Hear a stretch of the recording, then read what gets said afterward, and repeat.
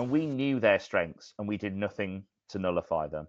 And I'd be really interested to hear if other fans are seeing and feeling this toxicity, this negativity from the fans that Adam Murray is, because I've been to quite a few games this season, the majority of games, and I would say that we've got behind Murray, we've got behind the players, we've got behind the team, game after game after game after game.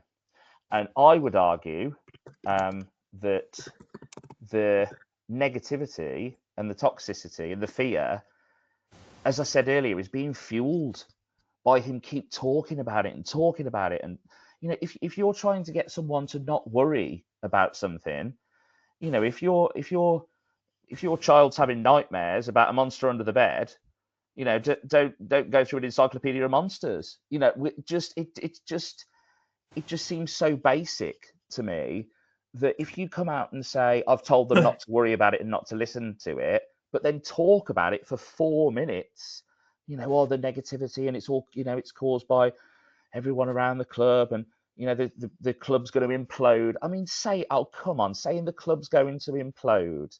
Can I make a quick point? Sorry, sorry, John. Nick. Yeah, I'm going to get off my soapbox now. You go. No, it's okay. It just relates to what Dan was saying, and if I don't mention it now, I will forget. My memory is horrendous. But, you know, we're talking about Dibble there. I'm going to throw Obi into the mix as well, and potentially Folkes and Reese as well. But we'll go with the central players for now. So we'll go with Dibble and we'll go with Obi. It cannot, and again, this has been discussed previously on here, it cannot help a goalkeeper, whether you are at 10 out of 10 of confidence or 0 out of 10 for confidence, whether you're loving playing for the club or you're hating playing for the club, if you are a central defender or a goalkeeper and you are consistently playing with different personnel, different players on a weekly basis, that will eat into your confidence, whether you're Christian Dibble or you're Emi Martinez. It doesn't matter. You need to build partnerships. You need to build continuity, trust, understanding what certain players do in certain moments. At the minute, Obi is being thrown out there week in, week out with different personnel around him. And he is having to stand up to John's point, what seems to be an improved level in the National League North without any continuity of partnerships alongside him. I understand that with more creative players and more forward-thinking players, you can maybe make changes that have less of an impact on the overall game. But the defence and the goalkeeper should be identified as quickly as possible what that strongest set and foundation is. Because if you do not have a good set of foundations defensively and with your goalkeeper, you have no chance of doing anything. You will not be a successful football team without that foundation.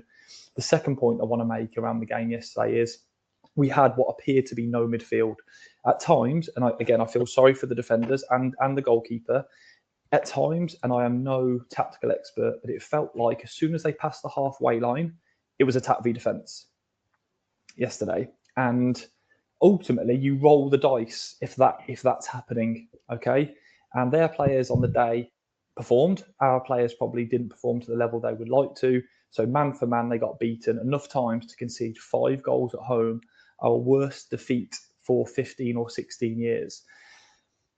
So I guess what I'm trying to say is I have a little bit of sympathy with quite a lot of the players at the moment, but certainly those defensive players, the central players and the goalkeeper, because it must be borderline impossible, to be honest, to even consider, to quote Phil Brown, a clean sheet mentality, because it feels like at the moment, you know, we're going to need to score 2 goals a game to get a point at the moment or win a game for sure.